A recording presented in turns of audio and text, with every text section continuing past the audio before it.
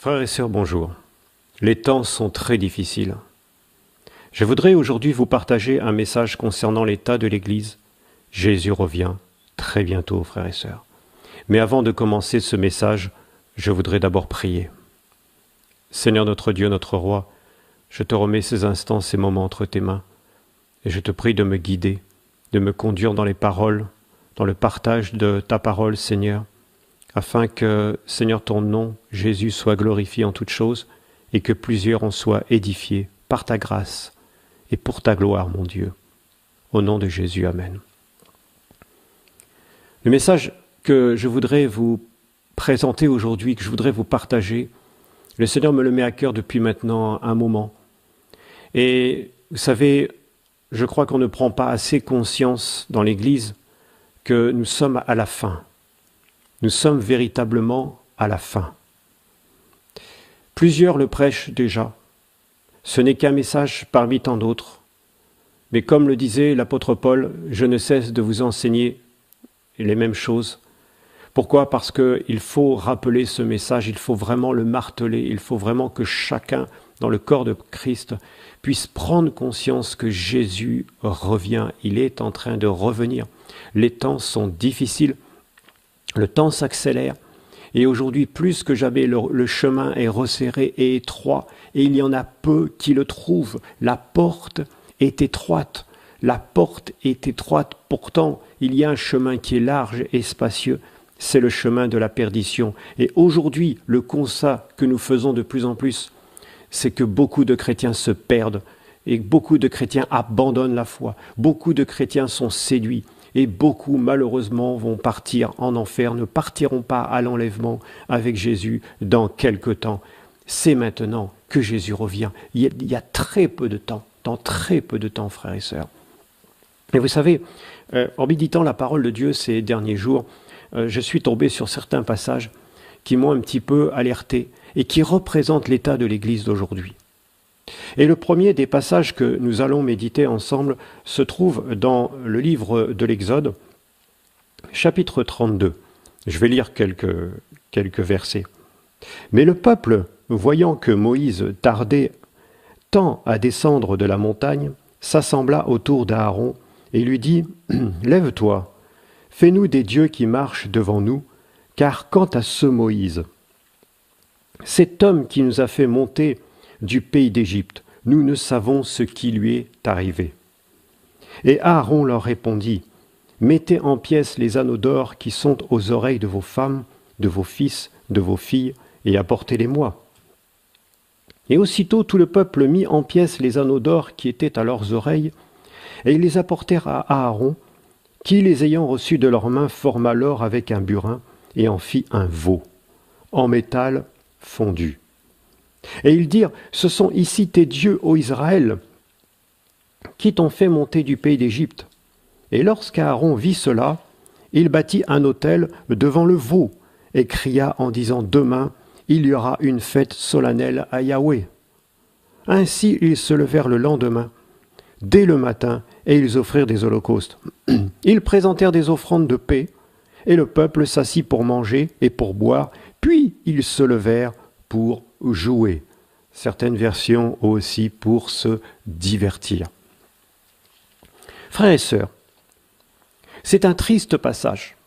Dieu va juger le peuple à cause de la construction de ce veau d'or. Dieu va juger très sévèrement ce peuple et à partir de ce moment-là, le peuple va être divisé en deux.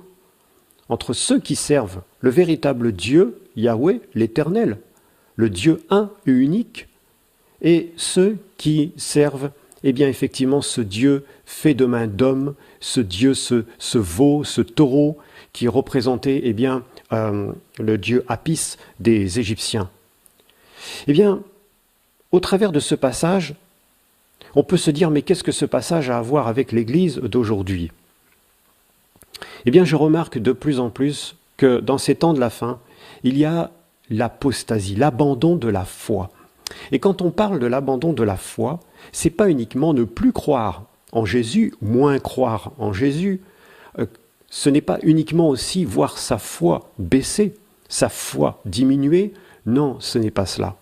Le mot foi, l'abandon de la foi, le mot foi ici peut revêtir différents aspects, différentes facettes.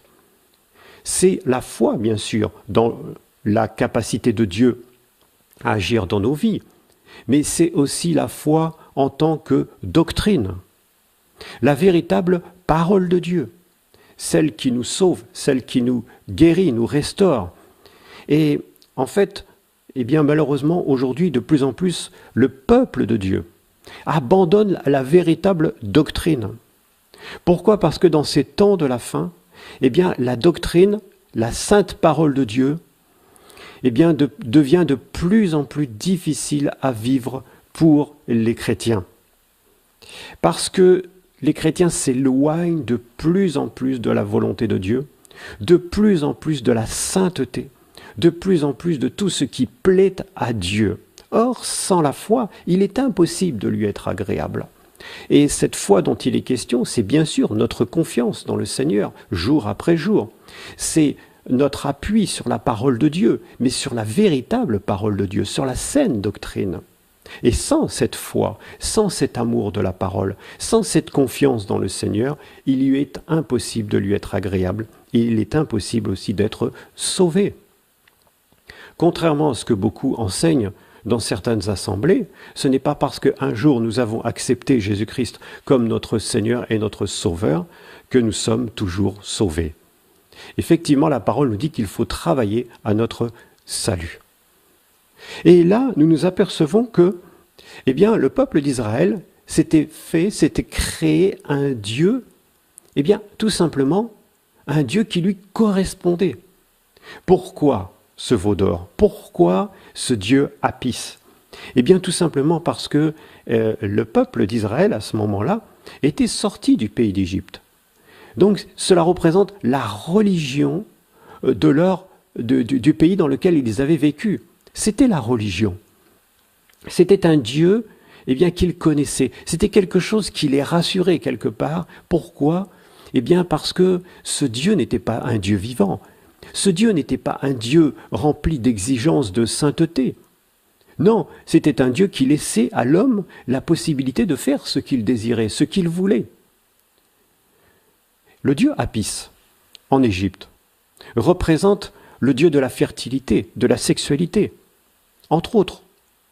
Donc ça veut dire que ce Dieu a été choisi en fonction eh bien, des tendances charnelles de ce peuple. Ce peuple s'est fait un Dieu à son image. Frères et sœurs, aujourd'hui, le problème de l'Église, si l'apostasie frappe l'Église d'aujourd'hui, c'est tout simplement parce que les chrétiens se fabriquent un Dieu à leur image, selon leur ressemblance à eux. Ce n'est pas l'inverse. C'est l'inverse que Dieu a voulu. C'est l'inverse que Dieu a désiré. C'est l'inverse que Dieu a mis en place lorsque, eh bien, il a créé l'homme. Il a créé l'homme à son image, selon sa ressemblance. Et lorsqu'il nous est dit à son image, selon sa ressemblance, eh bien, nous savons qu'il nous parlait, eh bien, de la personne de Jésus-Christ. Or, ici, on s'aperçoit que, eh bien, ce peuple, eh bien, et tout simplement avait désobéi à la volonté de Dieu et s'était tourné vers Aaron en lui disant « Écoute, Aaron, ce Moïse-là qui est monté sur la montagne, nous ne savons ce qui lui est arrivé. Nous ne le voyons plus. » Et ce Moïse monté sur la montagne représente tout simplement notre Dieu Jésus qui, eh bien, s'en est allé nous préparer une demeure. Et il nous a promis son retour. Et pour beaucoup, son retour tarde. Et beaucoup disent « Oh, est-ce que Jésus reviendra de toute manière ? C'est pas pour maintenant. J'ai le temps de faire ceci, j'ai le temps de faire cela. » Et donc, on commence petit à petit à s'impatienter. Et là, le peuple a fait pression sur Aaron. Regardez comment le peuple est capable de faire pression sur les serviteurs de Dieu. Regardez comment le peuple est capable de faire pression sur des responsables d'assemblée, sur des anciens, etc. Tout simplement pour que, eh bien, ils puissent adorer, qu'ils puissent élever et qu'ils puissent se tourner vers le Dieu qui correspond à leur propre volonté. Frères et sœurs, c'est ce qui se passe aujourd'hui dans les assemblées. Le peuple fait pression. Et c'est pour cela qu'aujourd'hui, beaucoup de pasteurs, beaucoup d'assemblées, beaucoup de responsables d'assemblées, d'anciens, etc., capitulent devant la pression du peuple et commencent petit à petit à élever un Dieu qui n'est pas le Dieu de la parole, qui n'est pas le Dieu vivant et vrai, Jésus-Christ de Nazareth, avec toute sa sainteté, sa justice et son amour. Il y a une lâcheté de la part de beaucoup de serviteurs de Dieu, tout simplement parce que le peuple fait pression. Dès qu'on commence à prêcher la sainteté, dès qu'on commence à prêcher la vérité, la justice, le peuple commence à se détourner, le peuple commence à murmurer, le peuple commence à menacer. Et c'est pour cela qu'aujourd'hui, beaucoup baissent les bras et ne veulent plus prêcher la vérité de la parole de Dieu dans son entièreté, dans sa pureté, avec rigueur, avec fermeté, dans l'amour, mais avec fermeté, frères et sœurs. Aujourd'hui, cette parole de Dieu, la parole de Dieu, aujourd'hui, malheureusement, elle est édulcorée. On la détourne. On réduit la rigueur de la parole de Dieu, la justice de la parole de Dieu, la vérité de la parole de Dieu, afin de l'adapter au peuple. Frères et sœurs, le constat est alarmant, le constat est triste. Jésus ne revient pas chercher cette église-là. Jésus revient chercher une église qui est restée fidèle à la parole, une église qui est restée intègre, une église qui est restée loyale à son roi, à son Dieu. Et non pas une église lâche, une église faible, une église qui s'est détournée de la vérité, une église qui a fait pression sur ses responsables, sur les serviteurs, afin qu'ils leur prêchent autre chose. Un jour, je suis entré dans une assemblée et c'était à l'île de la Réunion. Et je me souviens d'avoir discuté avec le pasteur qui m'avait demandé d'intervenir dans son assemblée pour prêcher la parole. Et là, j'ai été choqué de voir que dans l'assemblée, il y avait des tenues légères, des tenues provocantes de la part de sœurs, de beaucoup de sœurs, pas une, deux, trois, non, beaucoup. C'est quelque chose qui était installé. Et quand je me tenais là, au pupitre pour pouvoir annoncer la parole, le message, je ne pouvais pas regarder en étant à l'aise. Je ne pouvais pas regarder le peuple en étant à l'aise. Tout simplement parce qu'il y avait des choses qu'on ne pouvait pas voir. Des choses qui étaient choquantes dans les tenues. Alors je suis allé voir le pasteur en question et je lui ai dit, écoute, il y a un problème dans cette assemblée. Il me dit quoi? Il me dit, mais tu as vu la tenue des sœurs, tu as vu, c'est impossible de se tenir devant et de prêcher la parole sans voir ces choses. Et je dis, mais tu acceptes cela? Il m'a dit, mais Bruno, tu sais, si je commence à parler, j'ai déjà essayé, si je commence à parler, le peuple s'en va. Le peuple part. Vous vous rendez compte, frères et sœurs, l'état de l'Église aujourd'hui. Et encore, l'exemple que je vous donne, ce n'est rien à comparer de ce que l'on voit tous les jours. Ce pasteur avait la crainte de voir partir le peuple. Pourquoi? Tout simplement parce que, ce peuple apportait un impôt, payait un impôt qu'on appelle la dîme. Et cet impôt pouvait payer le salaire du pasteur. On s'en fiche, le pasteur s'en fiche que ces hommes, que ces femmes partent directement en enfer parce qu'ils ne sont pas de véritables enfants de Dieu, mais ce qui compte, c'est que l'argent rentre dans les caisses pour pouvoir payer un bâtiment, pour pouvoir payer le salaire du pasteur, pour pouvoir avoir les meilleures chaises, le vidéoprojecteur, etc.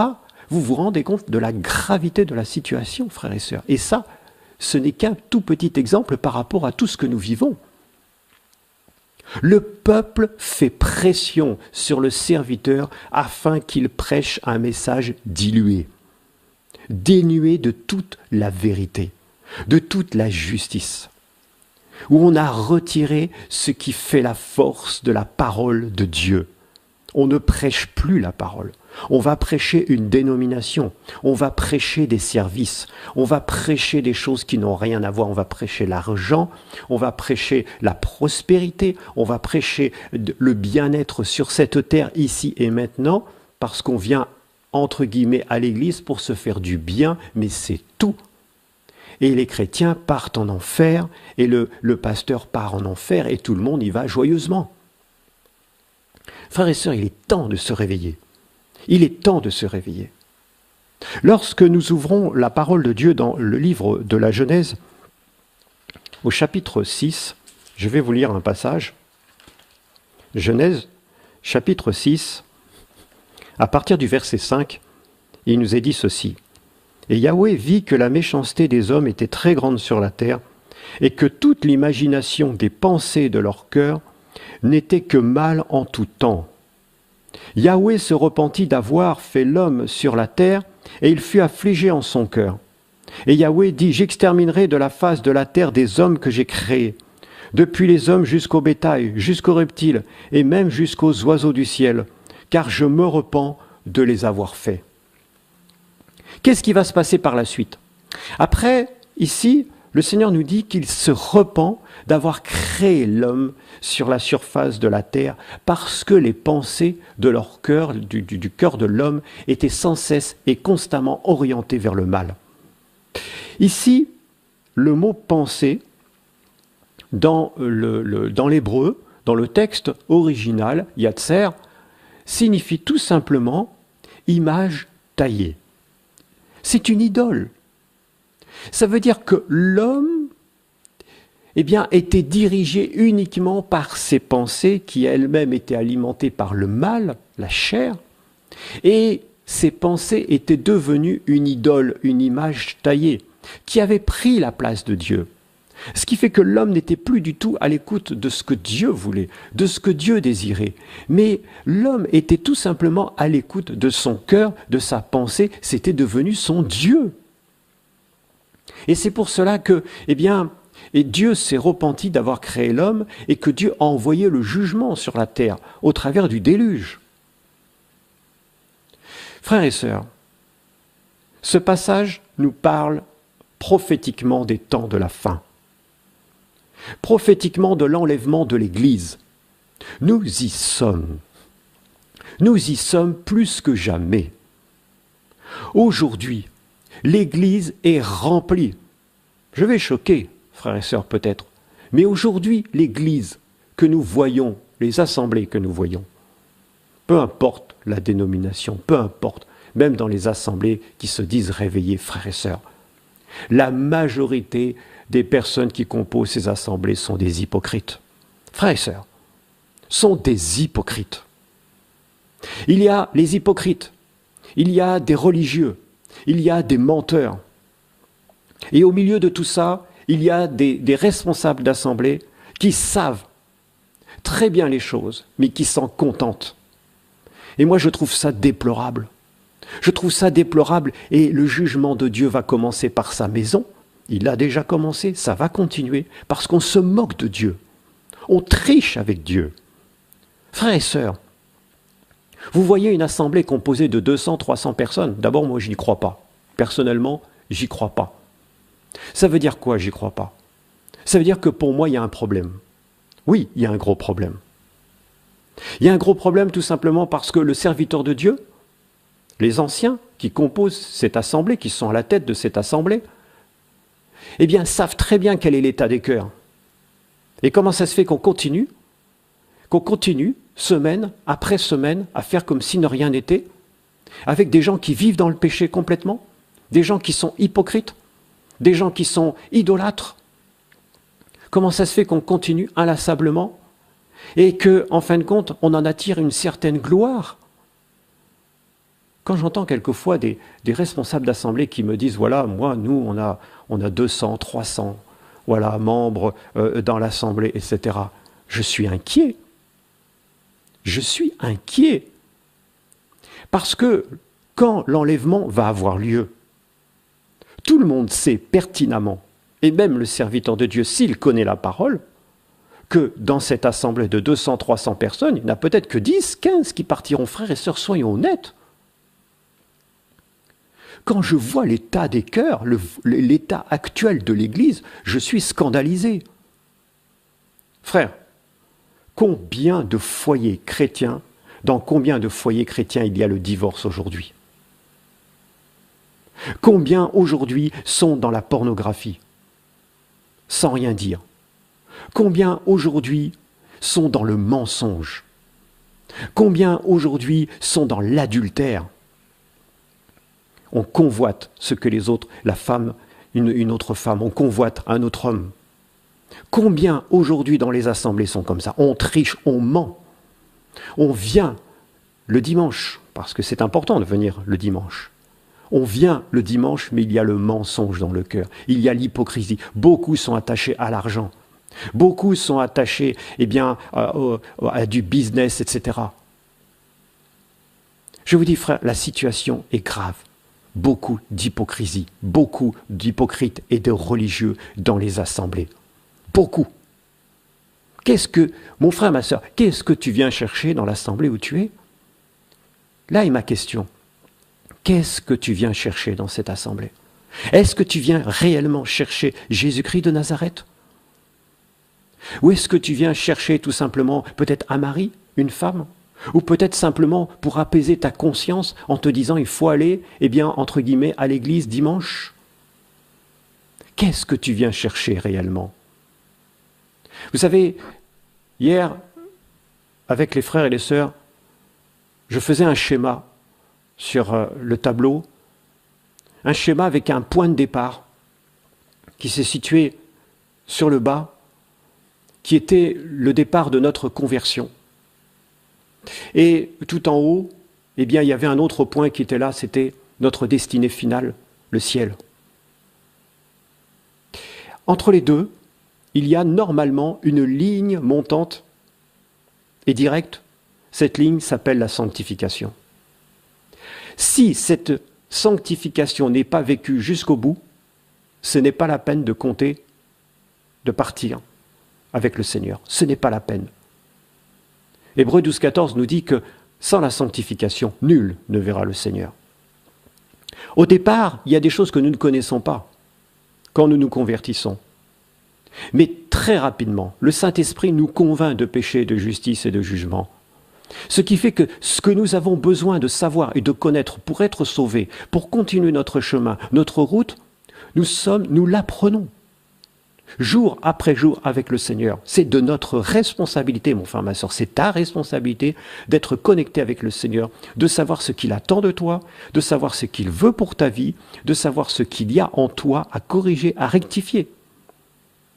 Le Seigneur le fait, il est juste et fidèle, ce qu'il dit, il le réalise. Ça veut dire que si dans sa parole, il nous dit qu'il nous convainc de péché, de justice et de jugement, ça veut dire qu'il le fait. Or, beaucoup ont cautérisé leur conscience. Ils ont brûlé leur conscience. Ce qui veut dire que leur conscience, qui était reprise par rapport au péché, petit à petit, ils ont fait taire cette conscience que l'Esprit de Dieu réveillait. Ils l'ont fait taire au point qu'elle a été ce qu'on appelle cautérisée, brûlée au fer rouge. Elle est devenue insensible. Ce qui fait que sur ce chemin de sanctification qui monte jusqu'au ciel, qui monte jusqu'à notre destination finale, le salut éternel, ce qui fait que, sur ce chemin, malheureusement, il y a des embûches. Beaucoup arrêtent et rechutent. C'est une montagne. Ce qui fait que s'il n'y a pas l'effort pour monter, un effort de sanctification perpétuel et régulier, linéaire, s'il n'y a pas cet effort de sanctification, à un moment ou à un autre, nous retombons dans nos péchés, dans nos anciens péchés. Et notre condition devient pire qu'avant. Et je disais aux frères et sœurs, il y en a beaucoup qui sont partis là, sur ce point-là, qui ont commencé et qui ont arrêté. Pourquoi ? Pourquoi? Parce que la parole devient difficile, parce qu'il y a une exigence de la part de Dieu et parce qu'il y a des choses à régler sur notre parcours que beaucoup ne veulent pas régler. Beaucoup ne veulent pas régler leur vie. Alors qu'est-ce qu'ils font? Ils s'arrêtent. Ils s'arrêtent. Ça veut dire qu'à un moment donné, ils disent « Oh, c'est bon là, j'en ai trop fait ». Et on va commencer à pointer du doigt le serviteur qui va leur prêcher cette vérité. On va dire oui, le frère, ou voilà, ça va trop loin, c'est bon, j'ai fait ça, c'est bon, je m'arrête là. Ils ne comprennent pas que ce n'est pas à un frère qu'ils désobéissent, mais à Dieu. C'est ça l'hypocrisie de l'Église. Nous devons, frères et sœurs, nous devons nous remettre en question et comprendre que le chemin est long. Même si le temps est court, avant le retour de Jésus, le chemin est long. Le chemin de notre sanctification, le chemin de l'abandon du péché, le chemin de l'abandon de la chair est long et difficile. C'est pour cela qu'il ne faut pas baisser les bras. Il ne faut pas refuser l'évangile. Il ne faut pas refuser la parole de Dieu telle qu'elle est parce qu'elle est difficile et mettre la pression aux serviteurs, aux anciens, aux pasteurs, peu importe, afin qu'ils diluent le message parce que cela nous paraît trop difficile. Non, c'est à nous de nous plier à l'exigence de Dieu. Parce que l'évangile de Jean nous dit que nous serons jugés par la parole. C'est cette parole qui va nous juger, au final. Donc si cette parole n'est pas notre guide, notre notice d'utilisation en tant qu'enfant de Dieu, eh bien ça veut dire que nous serons jugés très sévèrement parce que nous n'aurons pas suivi les explications, la volonté de notre Dieu qui a écrit cette notice. Beaucoup ne continuent plus à suivre ce processus de sanctification. Pourquoi ? Eh bien, tout simplement parce que certains sont liés, non pas au Seigneur, mais à des hommes. Sont liés peut-être à une femme, peut-être à un homme, peut-être... Voilà, il y a une idole quelque part. Et il suffit que l'autre à côté s'arrête pour que moi je m'arrête. Je suis lié. Paul disait que même ceux qui sont mariés, ceux qui ont une femme, soient comme n'en ayant pas. C'est un texte qui m'a beaucoup marqué. Je me suis dit, mais pourquoi Seigneur tu dis ça? Mais maintenant je comprends au fur et à mesure. Parce que beaucoup vont aller malheureusement en enfer à cause de leur conjoint, parce que leur conjoint ne suit pas la volonté de Dieu, ne veut pas se plier à la volonté de Dieu, et parce que c'est le conjoint, eh bien on suit le conjoint et on ne suit pas Dieu. On ne veut pas d'histoire, entre guillemets, avec le conjoint, donc on préfère effectivement, capituler devant la volonté de Dieu. D'autres sont arrêtés parce que l'argent, le business. Frères et sœurs, je voudrais attirer votre attention. Paul nous dit dans l'épître à Timothée, la première à Timothée chapitre 6, que l'argent est la racine de tous les maux et que plusieurs sont tombés dans des pièges à cause de l'argent. L'argent est un moyen mais n'est pas un objectif, n'est pas un but. À partir du moment où tu commences à tomber dans du business, où tu veux t'enrichir, aller de plus en plus loin, à gagner de plus en plus d'argent, ça veut dire que tu es tombé dans ce piège. Et à un moment ou un autre, tu vas tomber dans d'autres pièges. Le piège des femmes, si tu es un homme, ou vice-versa. La compromission, le mensonge. C'est pour ça, mon frère, ma sœur, je préfère effectivement t'avertir par rapport à la parole de Dieu. Si tu es pris dans les filets de l'argent, dégage-toi. Dégage-toi. Et il faut aujourd'hui, frères et sœurs, c'est le temps de se dégager. C'est le temps de régler les choses. Je parlais aux frères et sœurs encore hier soir, je leur disais maintenant il faut régler les choses, il faut tout régler. Il ne faut rien laisser traîner, il faut tout régler. C'est le temps de tout régler, frères et sœurs. C'est le temps aujourd'hui où on crie. Et même si ma voix est posée, mais je crie. Pourquoi je crie? C'est parce que malheureusement, on est obligé d'aller à l'encontre de la parole qui est prêchée généralement. Aujourd'hui, la parole qui est prêchée, c'est « fais-toi du bien, tout va bien, Dieu est amour, t'inquiète pas, il t'aime, t'inquiète pas, tu vas le servir, tu vas avoir une belle maison, etc. » C'est pas ça la parole de Dieu. La parole de Dieu, c'est pas ça, frères et sœurs. La parole de Dieu nous invite à la sanctification, nous invite à la consécration, nous invite à l'adoration, nous invite à la vérité, à la justice, à la sainteté. Dieu est saint. Dieu est saint.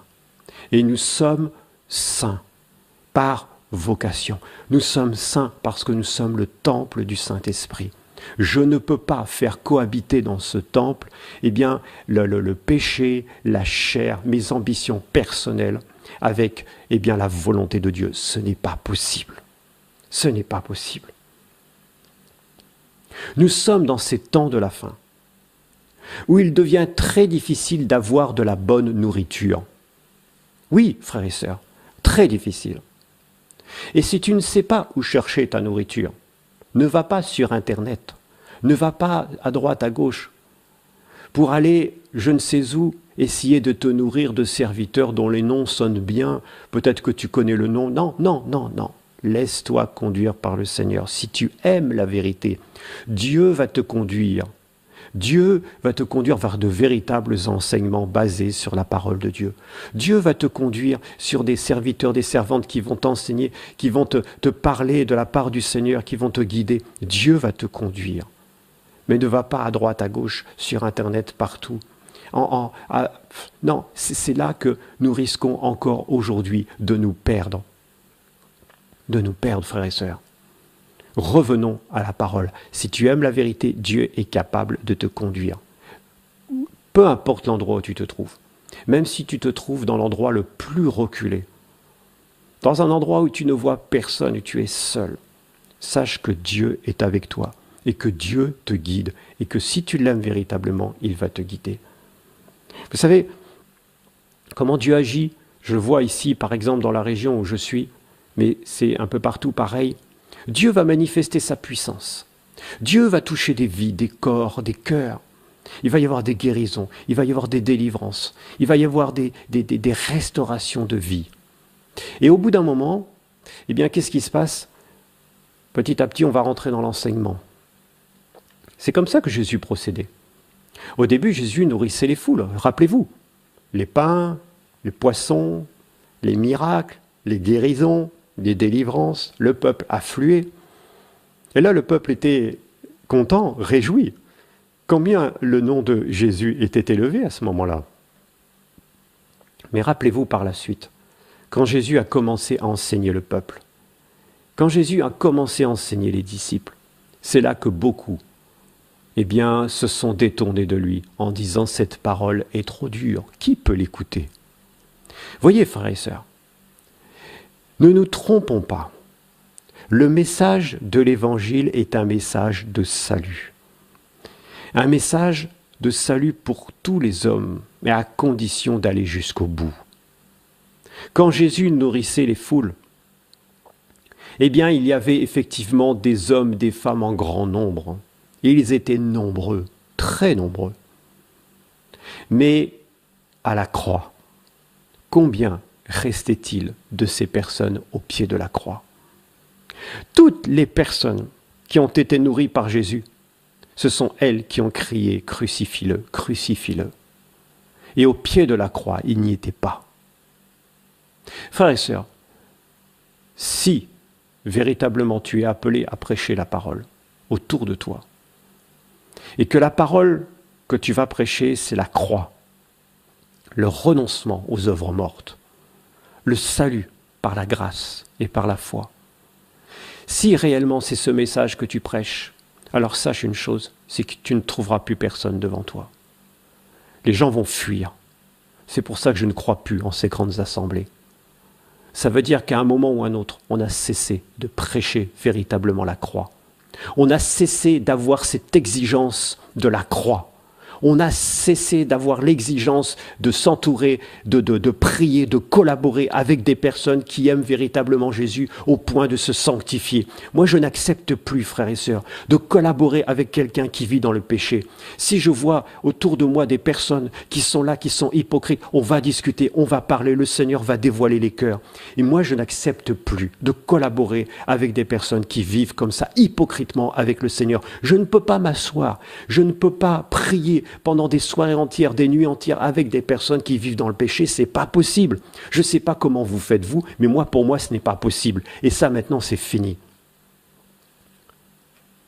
Nous sommes dans ces temps où il faut choisir son partenaire de voyage. Nous sommes dans un voyage jusqu'au ciel. Si tu ne choisis pas ton partenaire de voyage en fonction de qui il est véritablement, eh bien tu vas échouer sur ton chemin. Tu vas commencer à collaborer avec des gens qui sont dans le péché. Ils vont te mettre la pression pour que tu prêches autre chose. Frères et sœurs, combien de fois j'ai dû me dégager de situations parce que les personnes autour essayent de te mettre la main dessus. D'une manière très subtile. On essaye de te faire participer au péché. On va apporter des choses. On va donner des choses. Non, frère, arrêtons. Beaucoup veulent vous acheter.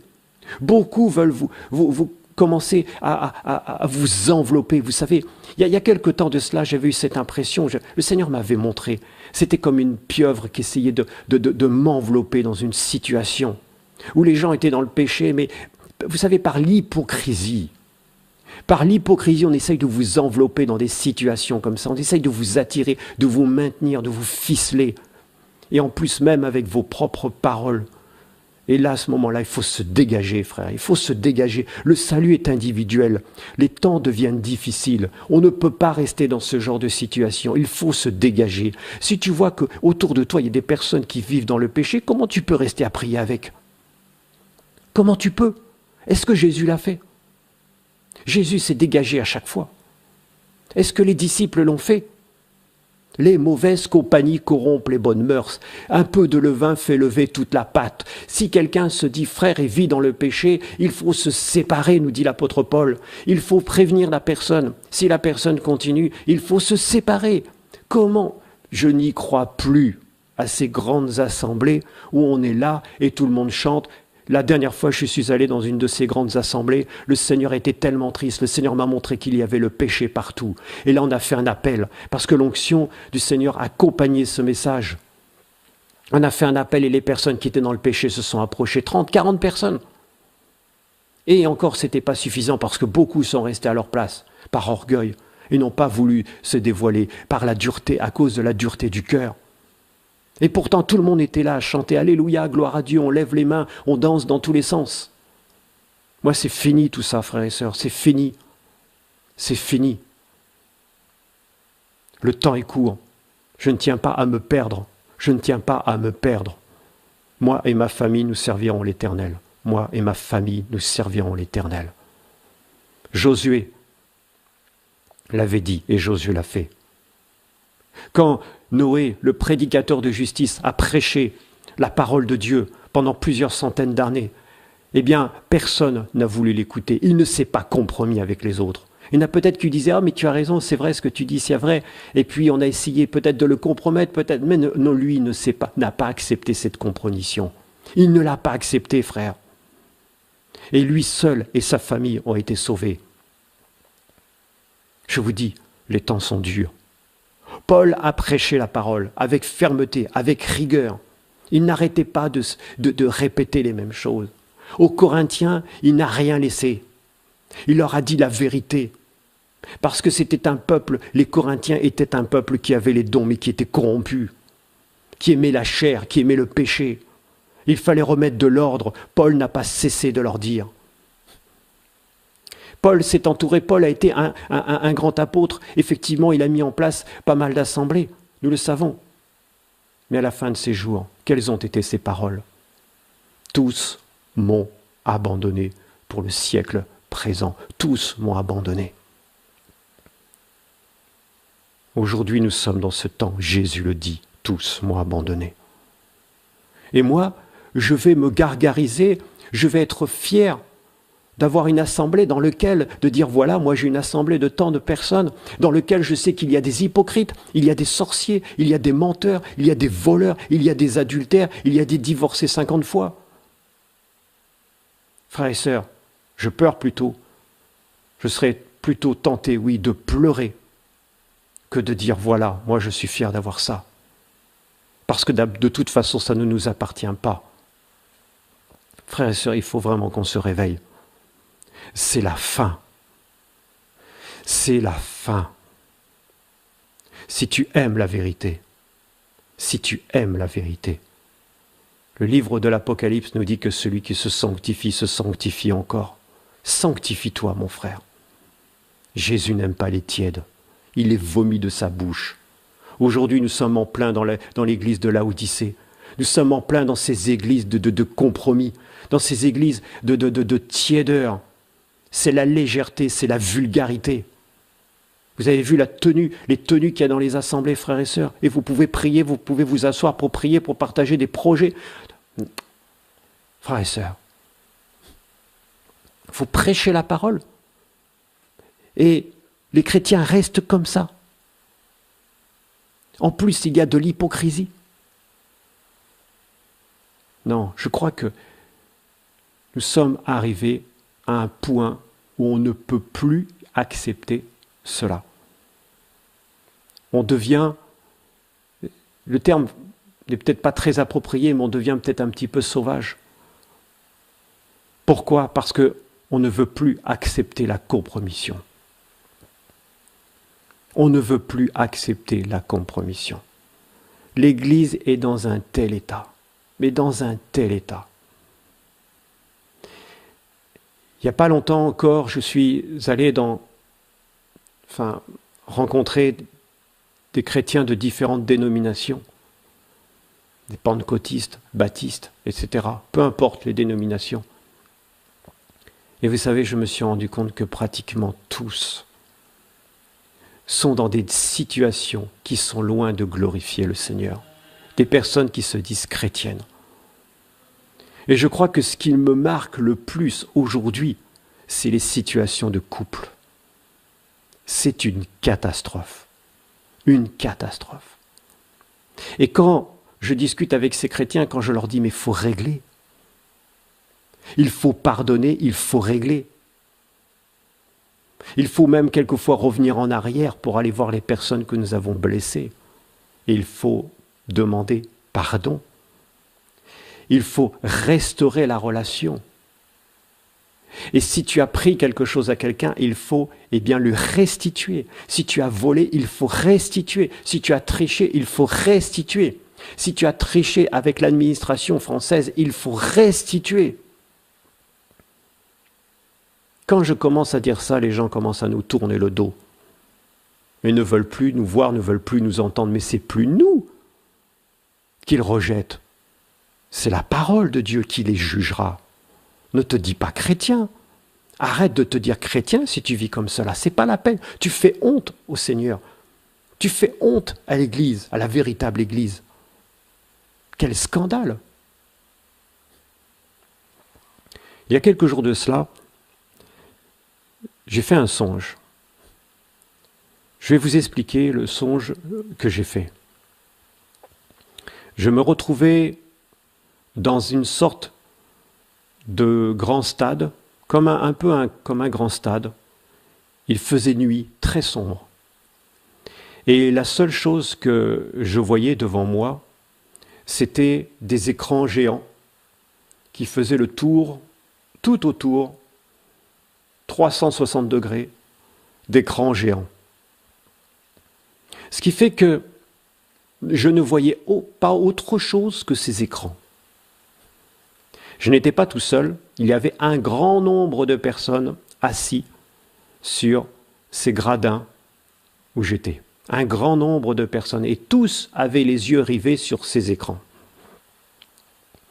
Et puis, au bout d'un moment, j'ai entendu un chant d'adoration qui est monté. Et une onction est venue. Et là, quelque chose m'a fait lever, je me suis levé, et je suis descendu. J'ai descendu, les gradins, et quelques personnes l'ont fait aussi, mais la majorité des autres sont restés assis à regarder les écrans. Et donc je suis passé sous les écrans et on s'est retrouvé une foule. On s'est retrouvé dans l'obscurité la plus complète à descendre une grande vallée. Et au bout d'un moment, on s'est retrouvé dans une grande salle. Et là, je me suis retrouvé avec beaucoup de chrétiens qui priaient, qui adoraient. Ils étaient couchés, à genoux, debout, mais en train de prier, adorer notre Dieu.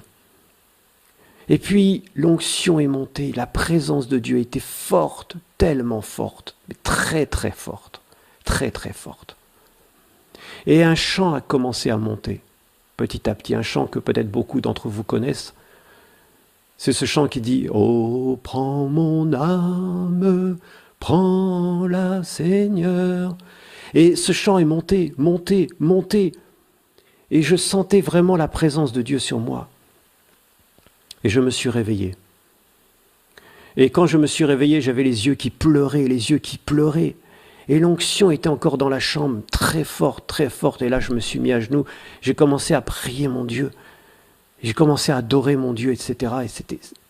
Et au bout d'un moment, quand j'ai repris un peu mes esprits, j'ai posé la question au Seigneur, je lui ai dit, explique-moi.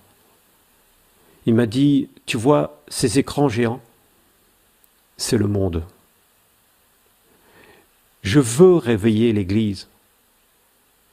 Mais malheureusement, les chrétiens sont aveuglés par le monde. Il n'y a que le monde devant eux. Ils n'ont pas de regard pour ce qui est dans le ciel. Ils n'ont pas d'attente pour ce qui est dans le ciel. Ils n'ont d'attente que pour ce qui est dans le monde. Leur confort, leur projet, leur mariage, leur bien-être, leur famille, leur retraite. Il n'y a que cela dans le cœur des chrétiens. Ils ne voient que par le monde et pour le monde. Ils n'ont aucune vision, aucune. Ils sont complètement aveuglés par le monde. Ces écrans étaient brillants, très brillants dans la nuit, ce qui fait que ça aveuglait complètement. Il m'a dit c'était la nuit parce que quand je reviens, il est minuit. Et je lui ai demandé, mais qui étaient ces personnes dans cette grande salle et qu'est-ce que c'était que cette grande salle? Il m'a dit, cette grande salle, c'est l'Église véritable, elle est invisible. C'est pour cela que, eh bien, toutes ces personnes qui se disent chrétiennes, qui étaient assis dans les gradins, étaient incapables de voir cette Église. Ils étaient incapables. Et cette Église, eh bien, elle est là, mais elle est dans l'obscurité, parce que, effectivement, le retour de Jésus, ce sera à minuit. Et à l'horloge de Dieu, nous sommes à minuit moins 2, moins 1, frères et sœurs. Et les chrétiens qui étaient là, j'ai vu des chrétiens, et en esprit, je comprenais qu'il y avait des chrétiens qui étaient de différentes dénominations, qui étaient... Il m'a dit, ces hommes et ces femmes, ce sont ceux qui se sont gardés purs. Ce sont ceux qui ont gardé un esprit bien disposé et un cœur pur. Ils seront sauvés. Ils seront sauvés. Et là, j'ai compris, frères et sœurs, que le retour de Jésus est imminent. Il est temps de se réveiller. Ne vous laissez pas tromper par le nombre dans des assemblées. Ne vous laissez pas tromper par l'ambiance. Tout ça, c'est de l'hypocrisie. De l'hypocrisie. De l'hypocrisie. Une assemblée biblique, frères et sœurs, est faite pour accueillir, pour nourrir, pour enseigner et pour envoyer. Et pour constituer d'autres assemblées, d'autres cellules, des cellules de maison, peu importe l'endroit, mais n'est pas faite pour grandir, pour grossir, pour... Non, ce n'est pas ce que je comprends de la parole de Dieu. Ne nous trompons pas. Ne nous trompons pas, frères. Aujourd'hui, le temps est difficile. Les temps dans lesquels nous sommes sont difficiles. Ce n'est plus le moment de rejeter la sanctification, la crainte de Dieu. Règle ce qu'il y a à régler, frère. Règle-le. Règle-le. Règle ta situation. N'attends pas. N'attends pas. Si tu sais que tu as blessé quelqu'un, même dans le passé, si tu as la possibilité de voir cette personne, de restaurer cette relation avec cette personne, de lui demander pardon, fais-le. Si tu as volé quelque chose, restitue. Mais ne reste pas dans la situation où tu es, ne reste pas. Le Seigneur va te guider. Jour après jour, il va te guider. Si tu es fidèle, il sera fidèle avec toi. Il va te guider, il va te conduire. Ce que Dieu cherche, ce sont des hommes et des femmes fidèles. Pas des hommes et des femmes qui posent plein d'œuvres, d'actes. Non, des hommes et des femmes fidèles. Et dans ta fidélité, le Seigneur te montrera ce que tu dois faire. Mais ne cherche pas à faire par toi-même. Cherche simplement à faire la volonté de ton Dieu. Cherche simplement à te préparer, à te sanctifier, à te mettre à part pour lui. Et tu vas voir que le Seigneur va faire de grandes choses pour toi et pour ta famille. Mais ne mets pas ta famille à la place de Dieu. Ne mets pas ton travail à la place de Dieu. Ne mets pas autre chose à la place de Dieu. Mais simplement, Dieu va te garder, Dieu va te préserver de toute chute, de tout danger, si tu le places à la première place. Vous savez, frères et sœurs, aujourd'hui, je ne peux plus m'empêcher de crier. Je ne peux plus m'empêcher de dire les choses. Il y a un temps pour tout. Les religieux ne pourront pas tenir dans la présence de Dieu. Le chemin de Dieu n'est pas un chemin qui est rectiligne. Le chemin de Dieu est un chemin qui a des virages. Et dans ces virages, il y a des virages qui sont vraiment très prononcés, très difficiles, comme des virages de montagne. Et à chacun de ces virages, les religieux partent dans le décor, frères et sœurs. Ce sont ceux qui ne sont pas à l'écoute de la parole de Dieu. Ce sont ceux qui ne sont pas capables de se remettre en question. Ce sont ceux qui ne font pas preuve de souplesse entre les mains de Dieu. Ne fais pas partie de ces religieux. Plie les genoux devant Dieu. Ce que tu as su avant, ce que tu as connu avant, ce que tu as vécu avant, c'est bien. Mais sache que le chemin de Dieu est toujours renouvelé. Jour après jour, il est renouvelé pour toi. Sa parole ne change pas. La vérité de Dieu ne change pas. Sa nature ne change pas. Mais le chemin qu'il a pour nous est un chemin sinueux. Ce n'est pas un chemin rectiligne. Ne nous trompons pas. Donc ça veut dire qu'il faut se préparer à tourner à droite, à gauche, de manière... Il faut toujours être réveillé. Parce que si on commence à s'endormir, c'est là qu'on ne voit plus justement les changements de direction. Soyons réveillés. Réveillons-nous dans ces temps de la fin et choisissons qui est notre Dieu. Est-ce que c'est un Dieu que nous voulons nous fabriquer à notre image, selon notre chair? Ou est-ce que c'est un Dieu, le Dieu véritable de la parole qui ne change pas? C'est nous qui devons nous adapter à lui et pas l'inverse. Paul, dans le livre des Actes, au chapitre 20, a prévenu les anciens d'Éphèse en leur disant « Je sais qu'après mon départ, il s'introduira parmi vous des loups qui enseigneront des choses dangereuses, pernicieuses. » Eh bien, c'est ce qui s'est passé. Et le peuple les a suivis. Pourquoi? Parce que ces choses pernicieuses, c'était des choses qui plaisaient à la chair. Et un peu plus tard, dans la première épître à Timothée, eh bien, Paul disait comme ça à Timothée, il lui dit, eh bien, il viendra un temps où les hommes ne supporteront plus la saine doctrine, mais ayant la démangeaison d'entendre des choses agréables, ils se tourneront vers les fables. Les hommes cherchent des enseignants, des pasteurs, des docteurs, qui leur prêchent des choses agréables. Voyez, frères, ne soyons pas de cela. Le chemin est difficile, le chemin est rude, mais restons dans ce chemin. Parce que la souffrance du temps présent n'est rien comparé à la gloire à venir. Et cette gloire sera merveilleuse, magnifique. Nous serons toujours dans la présence de Dieu, toute l'éternité, mon frère, ma sœur, toute l'éternité dans sa présence. Ça vaut le coup de souffrir ici et maintenant. Ça vaut le coup. Parce que si le chrétien n'a pas la vision de l'éternité, mais c'est l'homme le plus malheureux de toute la terre, parce qu'il va se restreindre de pas mal de choses. Et ça ne servirait à rien. Donc, frères et sœurs, si nous nous sommes engagés avec le Seigneur, engageons-nous jusqu'au bout. Et surtout, sanctifions-nous. Ne soyons pas comme les chrétiens de l'église de Laodicée, ou d'autres qui ont perdu leur premier amour, comme l'église d'Éphèse. Non. Eh bien, raffermissons notre pas, notre marche, raffermissons notre foi, qu'elle soit vraiment centrée, concentrée sur la parole du Seigneur en ces temps de la fin. Je veux vraiment vous bénir dans le nom de Jésus, vous qui écoutez cette parole, et qu'elle puisse vous encourager à marcher toujours dans la vérité.